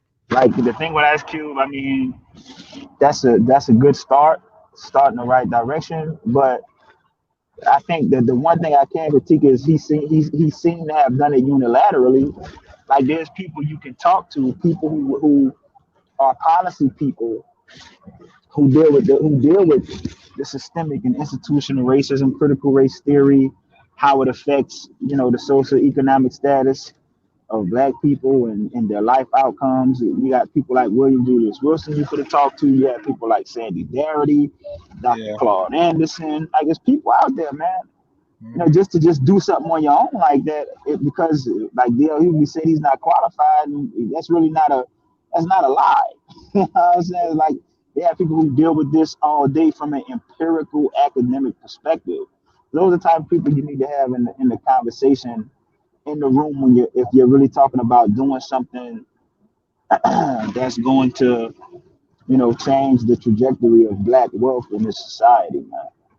Mhm. Ultimately that's where the rubber meets the road. Like all this other stuff where we have access to education, and man, fuck all that, man. We need a check. You know what I'm saying? We need a check. That's what we need. We Yeah, need a check. that's not for yours. You need repair, actual repair. Not only the Yeah. resources, all the necessities that repair a fallen nation within the so-called nation. Right. I mean, Right. But if see. you think about it, when people talk about understand about actual repair reparations, all other Mm, races will get their necessary money and necessary help to repair what another person has done lost. But when it comes to Negroes in America, they are being mm, conditioned out to ask for help, even to the so they should ask for fight what's rightfully theirs. They feel right. because of integration, we have officially made it. And there's no more fight. I'm able to move around this environment with other culture people without no prosecution. You're still getting fucked Right. up in the system, Yeah, mind yeah, but see, that was just one aspect of it. Like I talked about that before, you. Yeah. how that was the mistake that Dr. King made when because he went about it the wrong way. What he should have done is advocated for the the money and the resources first, then integrate. You know what I'm saying? But he did it in reverse, man. And that's why you see him at the time of his death. Then he was after integration and everything had been accomplished. Now he's sitting there advocating for the resources after the fact. When you should have advocated for the resources beforehand, then integrate.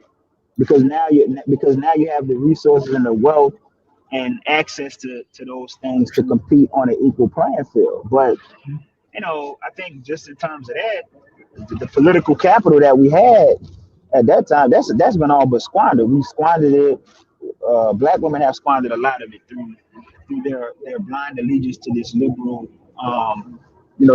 coalition. Mhm.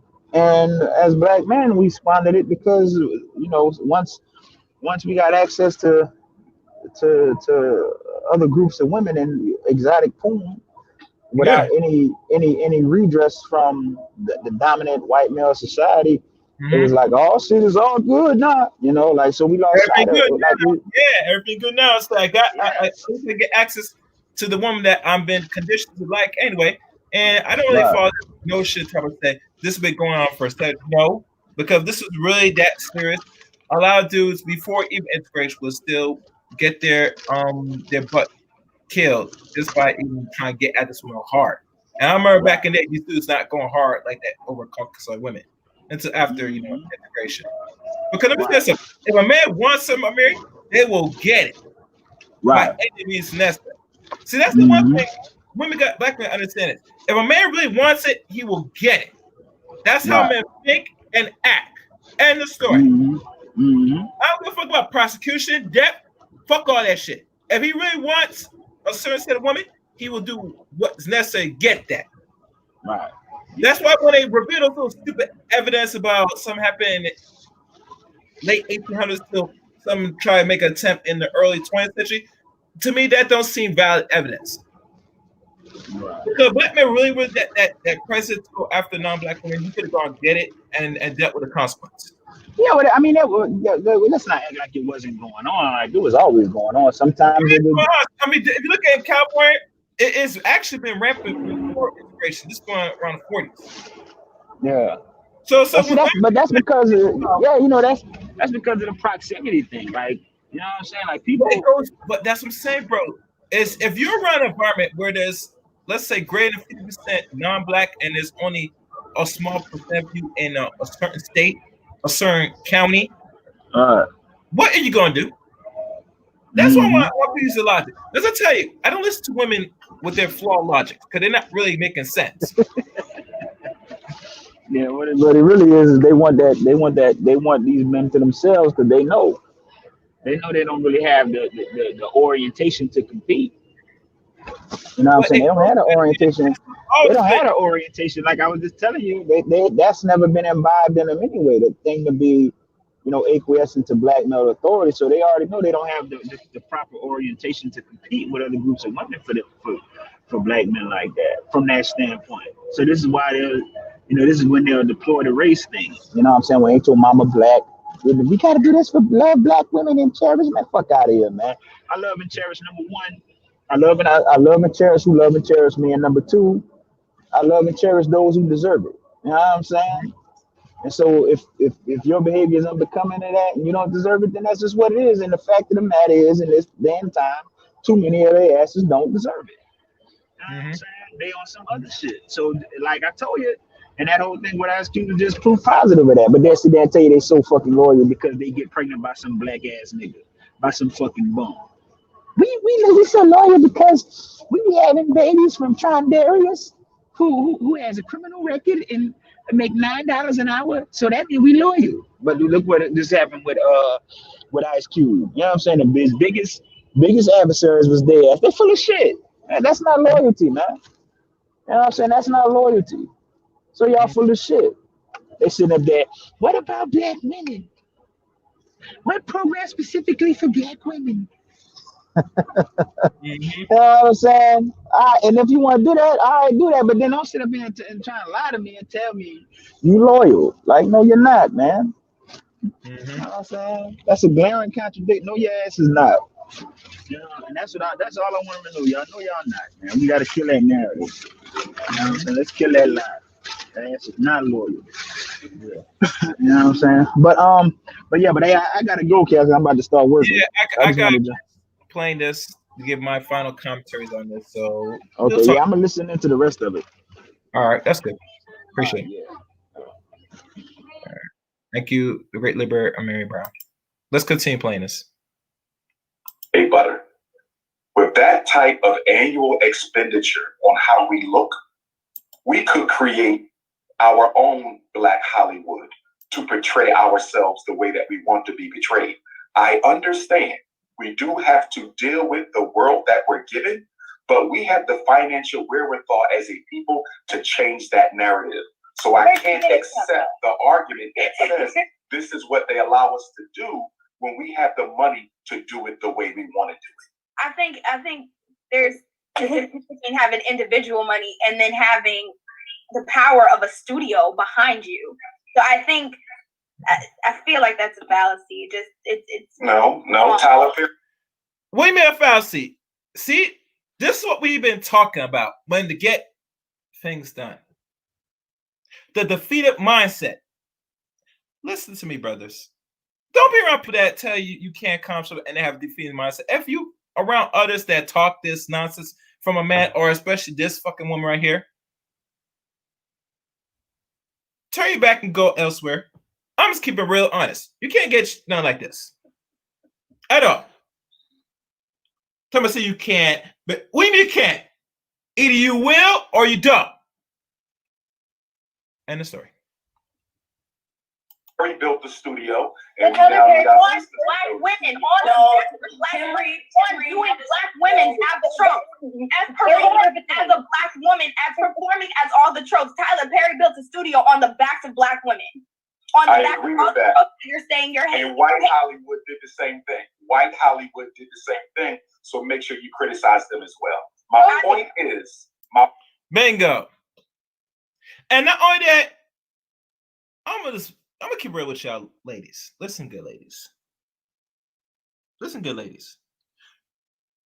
You complain about another man taking the money that you spend to see yourself in the negative light of a black man, which I don't prove dressing like a woman. And he made not only the millions, but we could say hell, close to billions off your butt. Why?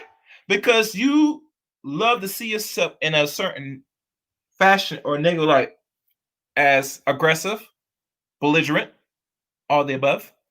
So you gave him the money necessary for him to take the same resource that we could have taken to build many studios in certain regions of the United States, but we refuse to because we don't refuse to pay anything that doesn't depict us in a negative or the degenerate life. To see of ourselves as lesser than, worth of nothing but shit. So sit your ass down. Thank you very much. The point is, we have the money to recreate our own narrative by producing our own films. That's what I'm saying. And if you disagree with that, then I would have to argue we do not want to take responsibility for changing the narrative.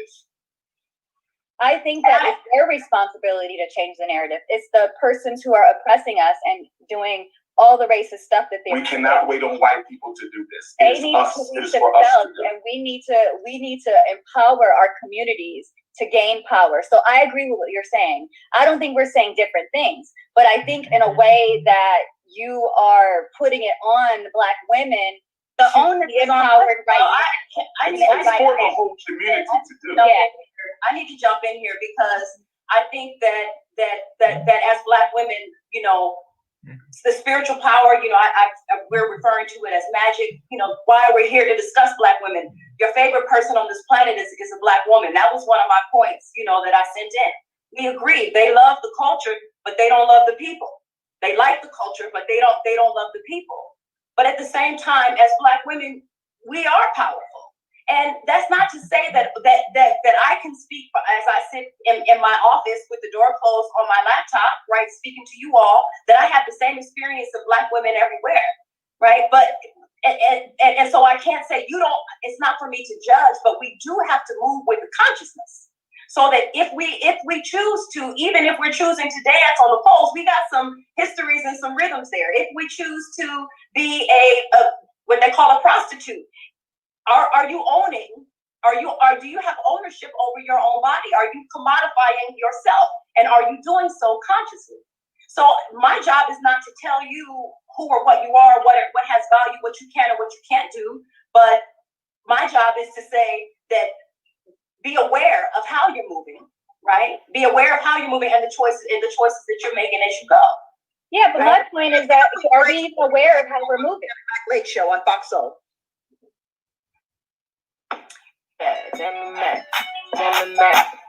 Welcome back.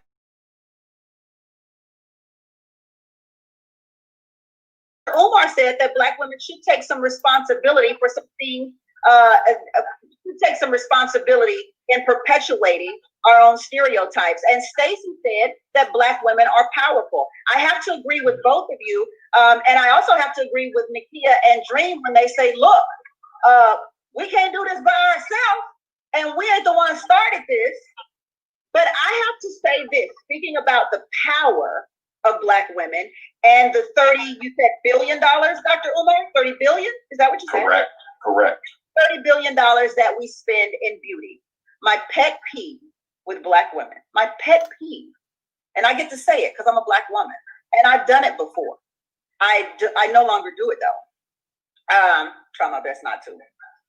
I hate that we continue to get our nail services from the people that we get our nail services from because they are notorious for disrespecting us. They are notorious. You have to have cash when you go in. You cannot get something adjusted. If you say, hey, you didn't do my nail right, they blame it on your fingernail. We are treated extremely, y'all, look, Dream, I'm sitting there looking at your fingernail. I've never gotten my nails done, actually, never. Like, I do it myself. Your own nails, okay. Yeah, okay. But I would say I do not, for that reason, I don't get my nails done. I no longer get my nails done. I refuse to give my money to people who consistently and repeatedly disrespect us. But we, for some reason, they plant themselves into the Black neighborhoods and then disrespect us. Nakia, do you have that experience or no? Is it just me? Yeah, I've been completely disrespected in nail salons. Yes, we had one here in Altadena that I believe is on its way out because the owner, I called her very bossy. I was like, you bossy, you're very bossy. And most of your clients are Black women. I'm like, I'm just gonna tell it to you straight. We don't come to get our nails done and you tell us what color we want. You tell us what we're gonna do, right? We come here to get pampered. But then what eventually happens is they get to, as you say, being disrespectful, and we're not coming back. They ask me if I'm married. They ask me if I have a job. They compliment my butt, talk to me about my butt. It's just disrespectful to me. It's so unprofessional to me. And I think the last time I went to a nail salon, and you all, if you're a Black woman out there and you listen, you know exactly what I'm talking about. You know what I'm talking about. And if I could get a coalition together of women who could just put these nail salons completely out of business, and we could support Black-owned nail salons, it would just, I think that is my purpose in life. And I know, Dr. Umar, you probably looking at me like, really, we talking about nails? But it's deeper. It's deeper than nails. See, now I would have to agree with Miss Mac. And this is where you come into play, sisters. Billions of dollars is spent on fake hair, nails, etc. We have to go into the details on the list. You know you're being disrespected from other non-black people that you give your revenue every week. That's roughly over the hundreds. Just to look good. And this is just to look good. And when I think about it, if you cut back, matter of fact, you just stop paying these people in regards looking good. Why me? Stop buying these fucking nails, the fake nails. You might, and you go out to stop buying fake hair. When you do this, you are saying, person, that we are not going to be not only disrespect from outside, but disrespect permanently. But you're not going to do this because it goes back what I said early in this stream. You look at yourself as evil, less worth, ugly. You are the depiction of everything known as the devil. Why I'm referring to the devil, now people don't really, I hear this when I use this word devil, because they have put categories, what is good, what is evil, what is God, what is the devil. This is a Christian mindset that's been engraved in us for centuries. Oh, and subscribe to Zero Ends channel, because this channel is going to talk about certain readers on that nature as well. So if you're not subscribed to Zero Ends channel, please do. It's more focused on the reading aspects of a lot of books, various books, and maybe some PDFs and articles. But nonetheless, you can put these business out of business. But the reason why you refuse not to do that, because you don't look at yourself as any self-worth. That's why every time when we spend money on any institution that disrespect us, we go back again, because it gives us pleasure. That's all. Well, there's a project called Buy the Block, San Gabriel Valley, and I think it's a lot of other places, but I know a group of 4 Black women who, because there was a racist incident at a laundromat in Altadena, joined this group together to buy that laundromat, and now they're a movement on Facebook, and they're looking to buy the block all over Altadena and Pasadena because they've had racist experiences. So I think your dream is possible. I think Black people are waking up to the idea that we can collaborate and be that village that Dr. Umar talked about, that we need to collectively own more things. But there's a reality of redlining and lack of resources and the prison pipeline. And I think that we do have to go after, getting into office, civic engagement. We do need to empower our communities and mentor them to have businesses. And so that having a business isn't like this far away thing. It's what is expected of our community, but that needs to be developed from childhood, and we need to nurture the mothers so that the mothers feel well enough to give that kind of education, and that they have a partner that enables them to give that education and to be that in society. And I think that's the work. We do hold ourselves accountable, but we can't hold ourselves accountable if we're not even present in the right mindset most of the time. And I think our mindset is intentional. This was done to us.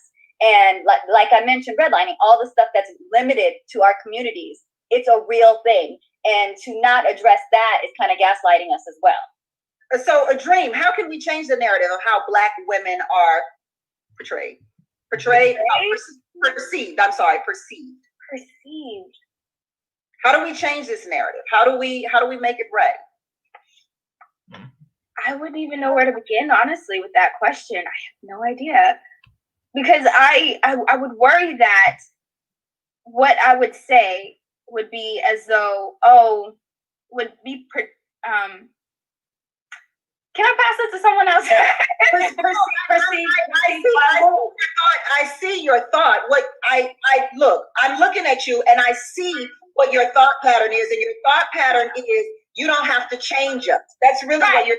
I feel that if I were to say, we have to change, or to be perceived as in the fullness that we are, it would take away from the fullness. It would take away from the culture. It would take away from the community for us to make a concerted effort to fit in with societal norms. What I think is just like, they have the problem, they need to fix it with us. I don't have a problem. That's it. Go ahead. We just want to continue to be who we are. We really have not changed, the core of who Black women are over time. We will continue to be who we are, and as you said, they'll get onto it or they won't. The likability. I know this is our question of the day, but first of all, we gotta like ourselves as Black women. More than that, we have to really truly love ourselves. And when we can love ourselves, we can love other Black women. Do we even know how to love one another? and then our children, and then we keep expanding from that space. But if we don't have any love for ourselves, then those perceptions become more damaging, right, to us, because we don't have that our own kind of stance. Yeah. And in my therapeutic work in mental health, like we say, you can't help other people until you help yourself first. You know, like that whole theory about when you go on the airplane, you got to put it on yourself first so you can put it on others. That's the same thing that happens with our wellness, Black wellness, is we have to take care of ourselves. So we deserve those nail salon visits. We deserve all that stuff we're doing with ourselves. It makes us feel good. And I don't want to feel policed about how often I do my hair or what makeup I wear, because that's what I deserve. I work hard for it. So we Black women, we have to sit in our wellness and our power, and then we'll empower others. But we need community. We need allies to do it. And we're likable. We're lovable. Like I said, we got magic. Now, don't get it twisted. I ain't saying we shouldn't get our nails done and be pampered now. I won't okay, good. I'm saying we should let Black people do it. That's what I'm saying. Or people who respect us and who earn our money.